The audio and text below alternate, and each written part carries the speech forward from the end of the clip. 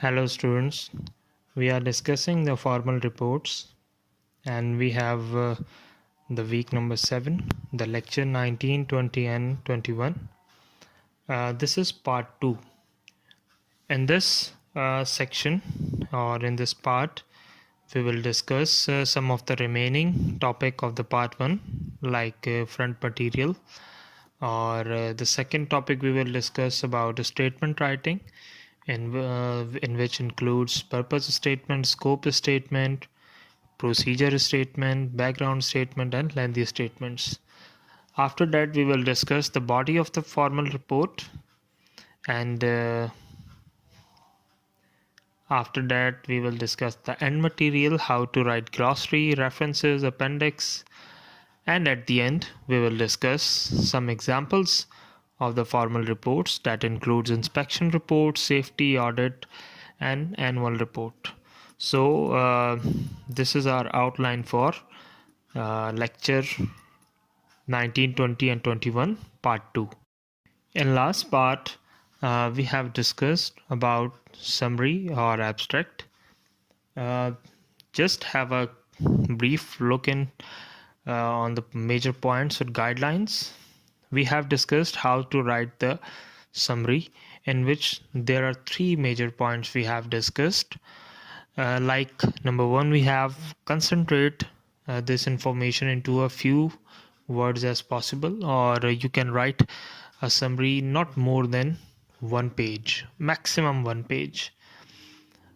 Secondly, write the summary after you have written the rest of the report. As I mentioned in my previous lecture, some of the students or the workers write the summary before writing the whole report. Now the basic problem arrives when you are going to write summary. You have not very clear about what you have written in the report, so it is very it is very much important to write the summary when you write the whole report, because you have to concise, or you have to what can I say, you have to represent the whole report in less than 1 page. So it is very important, and you have to summarize all the contents of the complete report. The last guideline we have: avoid technical terminologies, because most readers who depend on a summary do not have in-depth knowledge. Now whenever you are writing a technical report and you are writing a summary, so you don't have to write too many technical words, because I mentioned earlier the summary generally belongs to the also belongs to those people who don't have the prior technical knowledge of that specific subject. Now we have an example of a summary. In the first part you can see you have recommendations given first, background, after that they have the basic conclusions, benefits, then cost, implementation. So in the first section they discuss the recommendations and with the background. Along with that they discuss the conclusion, benefits and the cost, implementation. So the summary basically conveys the whole idea of the report. And good summaries, well written summaries always draw an impact on the reader, that how he or she read the report. If the summary is interesting, well written, very much concise or to the point, so the reader might get involved in it and want to read the whole report. But if the summary is not clear, so he might not be interested in reading the whole report, or if it is too much technical, so he or she have the problem, or maybe some sort of irritation while reading the whole report. So summary or abstract is very much important in this case. Now we will discuss the statement writing. Statement writing is basically the key of any report, because the purpose or the statement of the report reflects what is the report is all about. So you can write a statement in different formats or in different styles, and it has different types like I mentioned earlier: purpose statement, scope statement, procedure statement, background statement, and lengthy statement. So we will discuss all these types in detail. Firstly, we have the purpose statement. Uh, Purpose statement state the purpose in one or two sentences, or following these guidelines. There are three guidelines mentioned here. Number one, we have state the purpose clearly. Use one or two forms, like the purpose of this report is to present the results of investigation, or this report present the results of my investigation.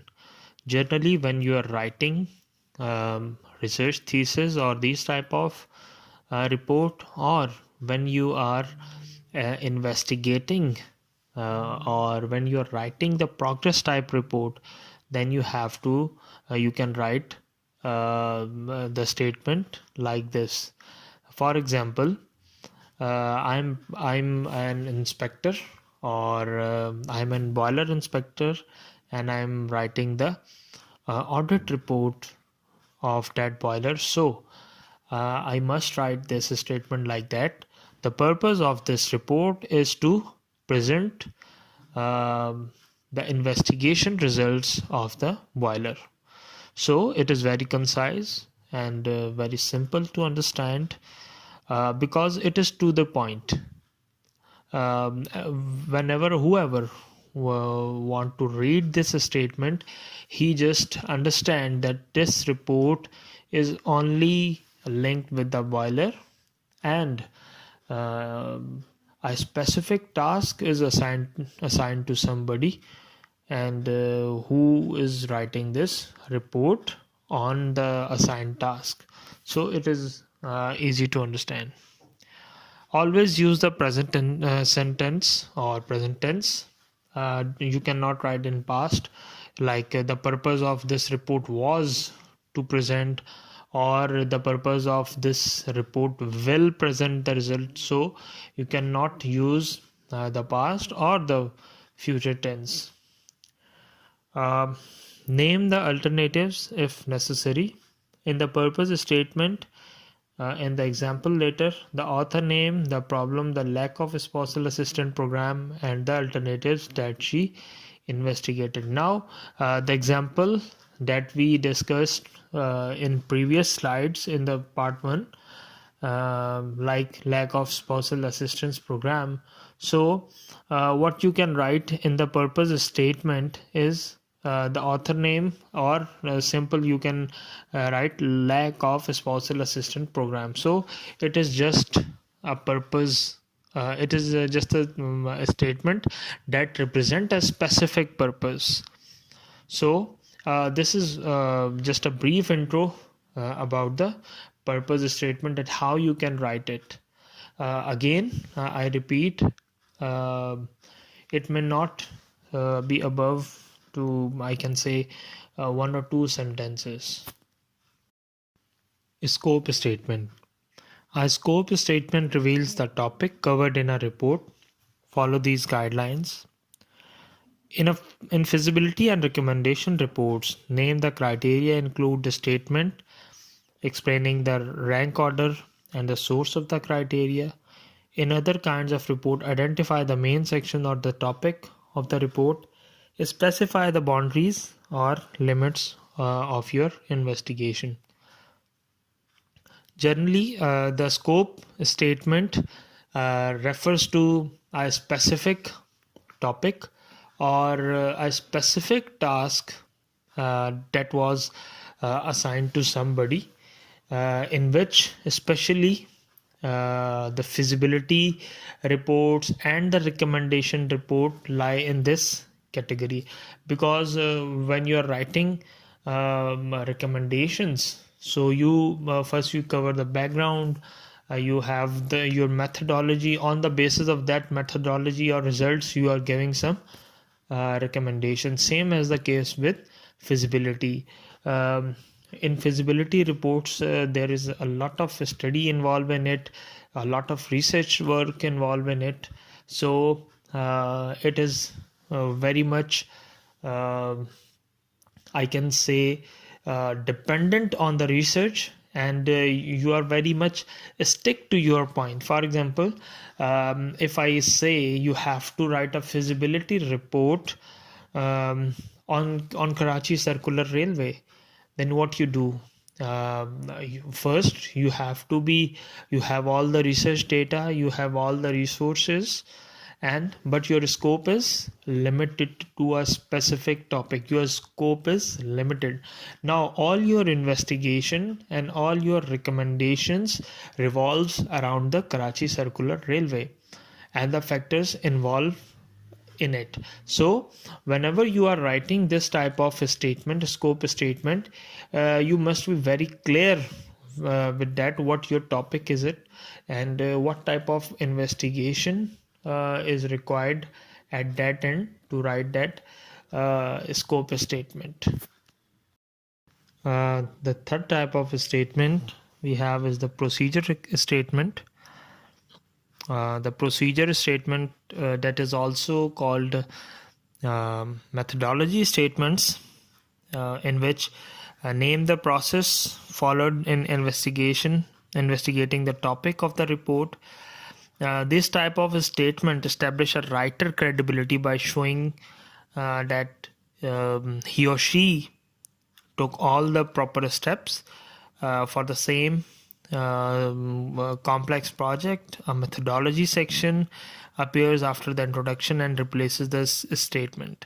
So some of the guidelines that you have to follow: explain all action you took, the people you interviewed, the research you performed, the sources you consulted, and write this statement in your past tense.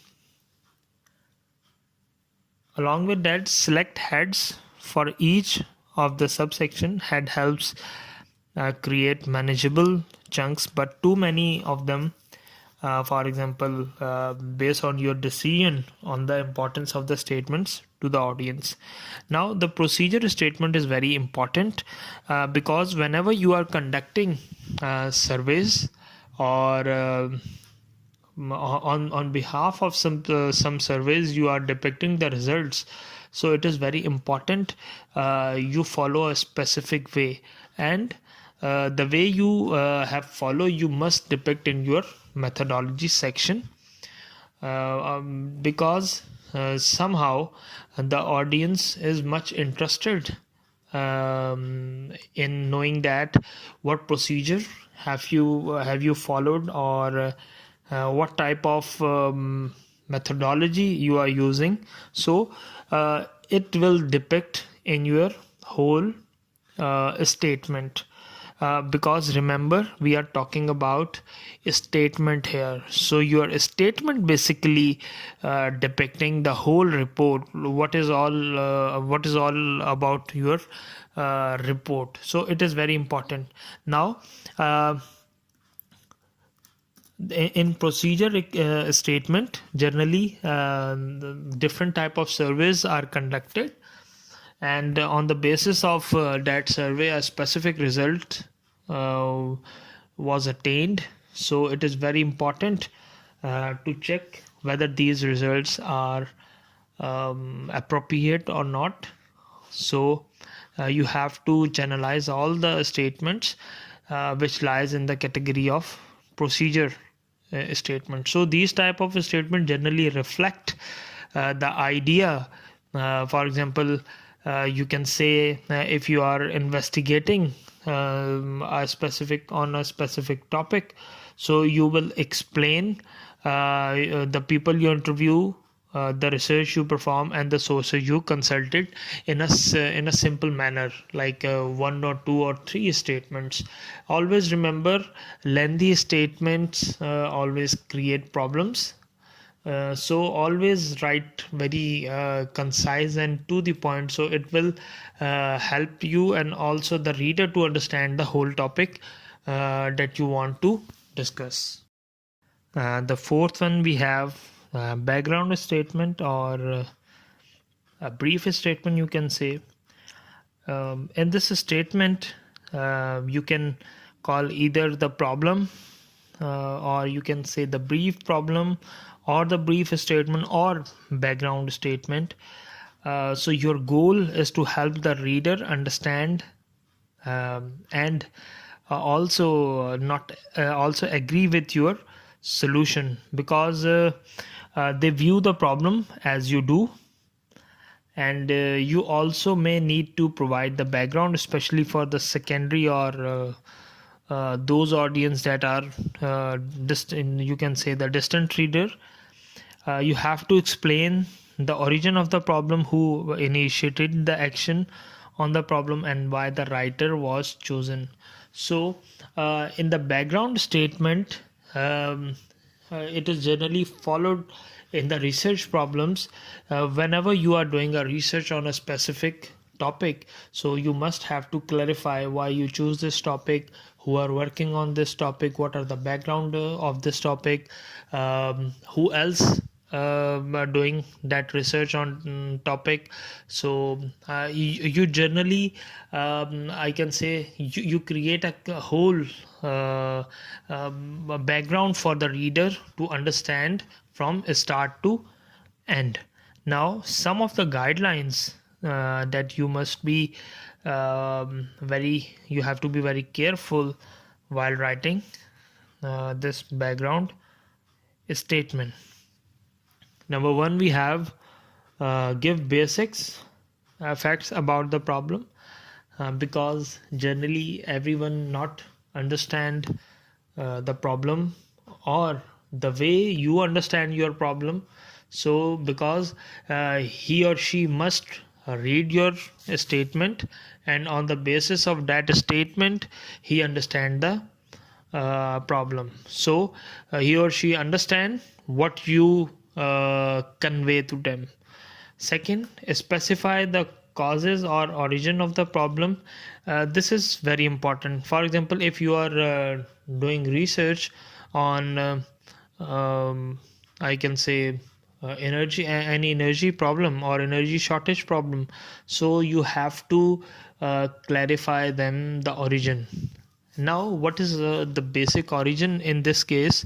In this case, you must specify that why you have chosen this research, because in journal we call the research a problem solving, or there is a problem in society, or there is a problem of energy shortage, so that's why you choose this topic. Or you can say the price of electricity, or whatever your background is, and or whatever your originate, you have to be very concise about it. So you can explain it one or two lines, or one or two simple sentences. The third, we have explain the significance of the problem, short term and long term, by showing how new facts contradict the old ways.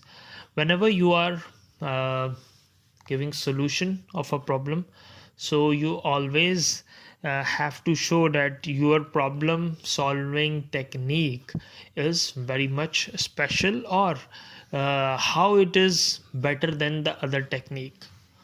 For example, if you are going to the shop and you want to buy something, the shopkeepers tell you that tell you the 2 or 3 qualities of the same equipment, or whatever you want to buy. So he tells you the specialty of every product, or then he tells you the price also. Now On the basis of the input provided by the shopkeeper, you have to decide. Same is the case here. You have to defend your problem solving technique, or the solution you provided, that how your solution is better than the other solution. Maybe your solution is cost effective, maybe your solution is efficient, maybe your solution is easy to handle. So several answers you can have, but it have to be reflected in your work also. Number 4, name the source of your involvement. This is very important. You have to name the source of your involvement. So this is the background statement that needs to be whenever you want to write it, and especially when you are writing the research papers, whenever you are giving the presentation, especially like you have your FIP, final year projects. Now, whenever you present those projects, first you define the problem statement, that what is the problem. So anyone from the audience can say this problem is already solved, so what are you doing? So what was your answer at that time? You justify by saying that this is our new way of solving that specific problem. So this is the background statement. Now we have the fifth and last statement type. You can say the lengthy statement or the lengthy problem statement. Well, some of the reports explain both the problems and its context in a longer statement that you can call either a lengthy problem statement, or you can say the background statement. A lengthy problem statement provides context for the problem and the report. So you can say you have a flavor of background statement, but in detail in the lengthy problem or lengthy statement. Why it is different? Because in some situation it requires a lengthier treatment of the context of the report. So in that case, the background section replaces the brief problem statement, or you can say it is replaced by a brief statement with the longer statement. Some of the guidelines that you have to follow while writing these type of statements. Explain the general problem, explain what has gone wrong, give exact facts, indicate the significance of the problem, specify who is involved and what capacity, and tell why you received the assignment. So it is just same as the background statement, but in that case you have the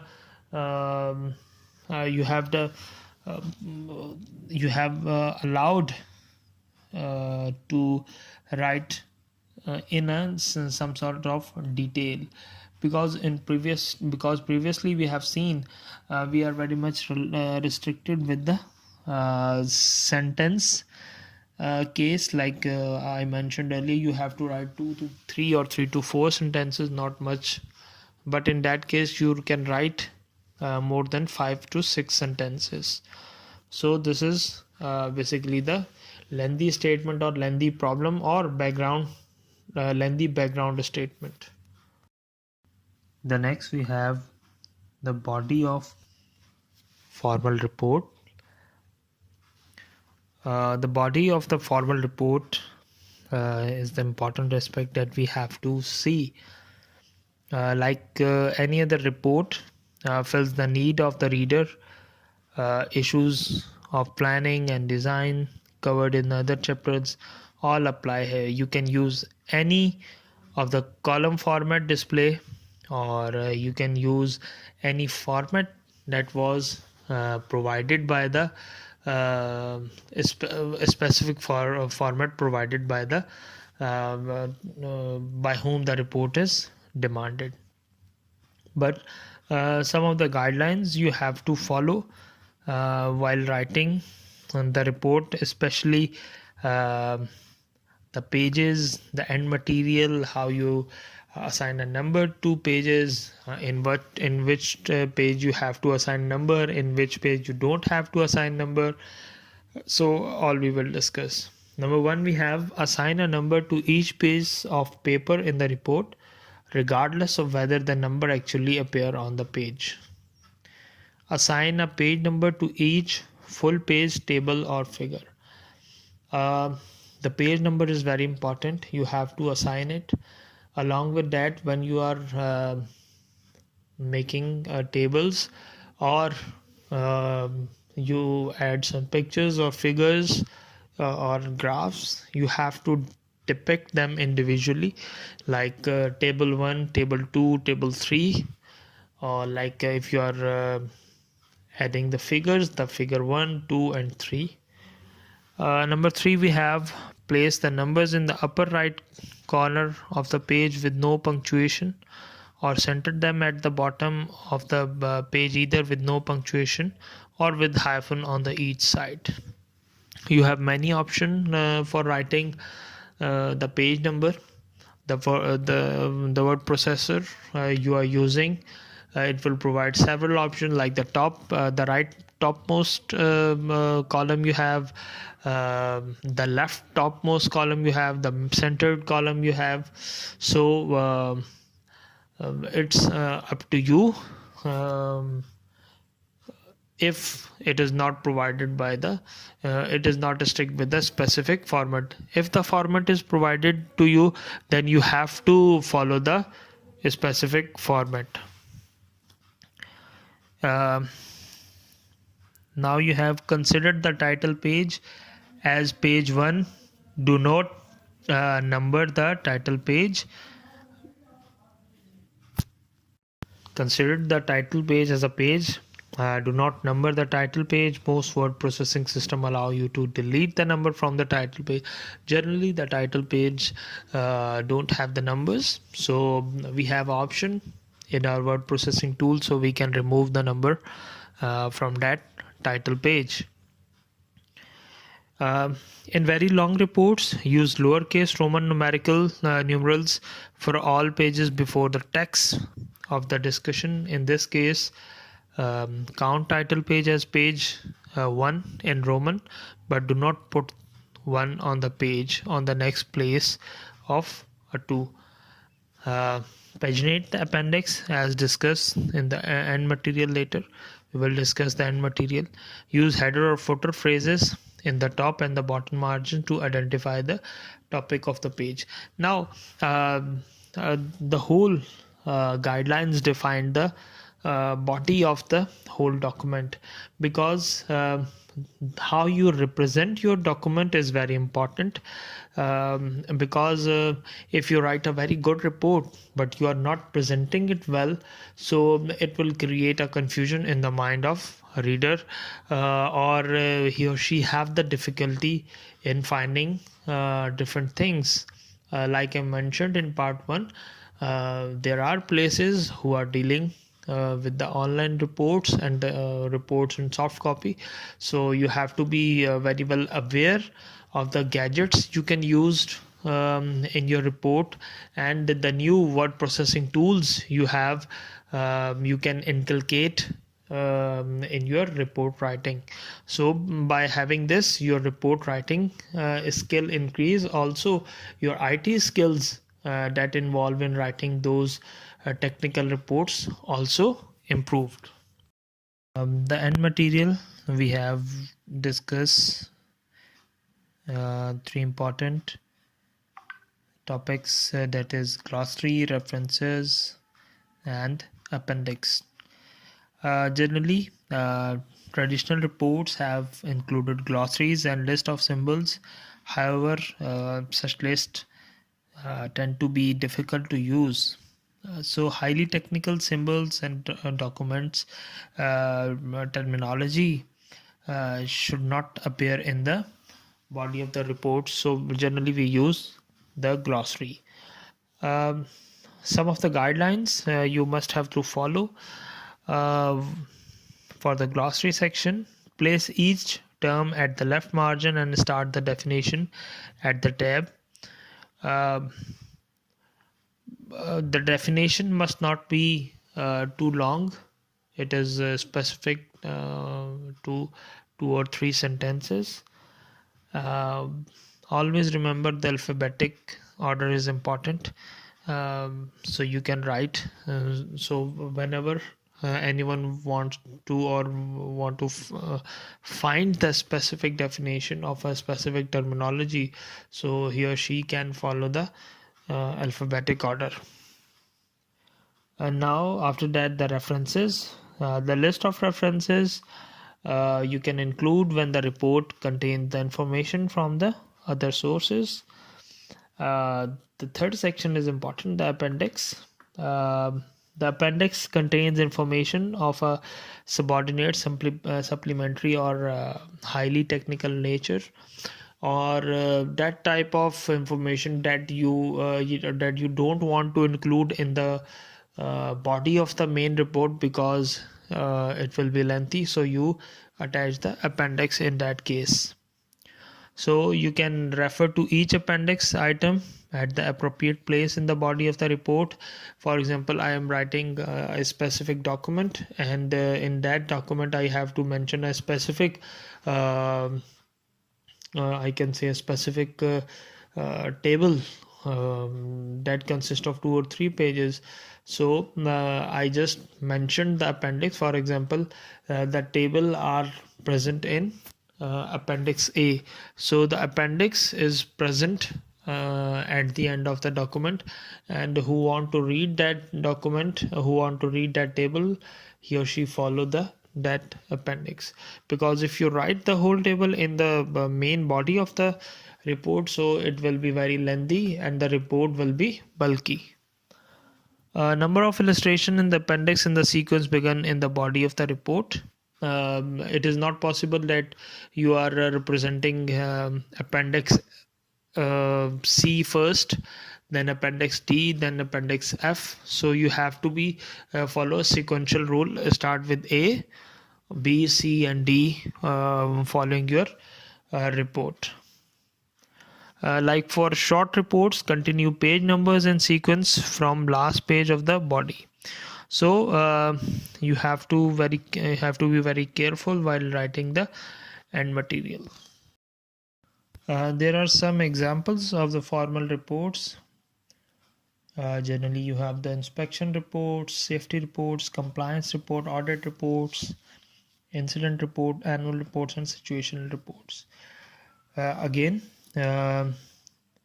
these are some examples, but the specific these examples are specific to stick with our definition of the formal reports that says a formal report is an official report that contains detailed information, research, and data necessary to make the decision.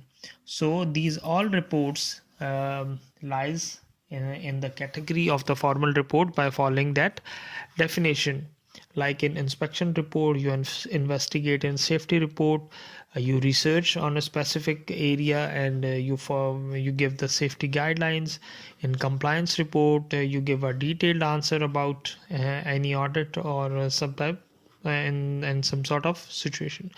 So the formal reports are very much used in the daily routine.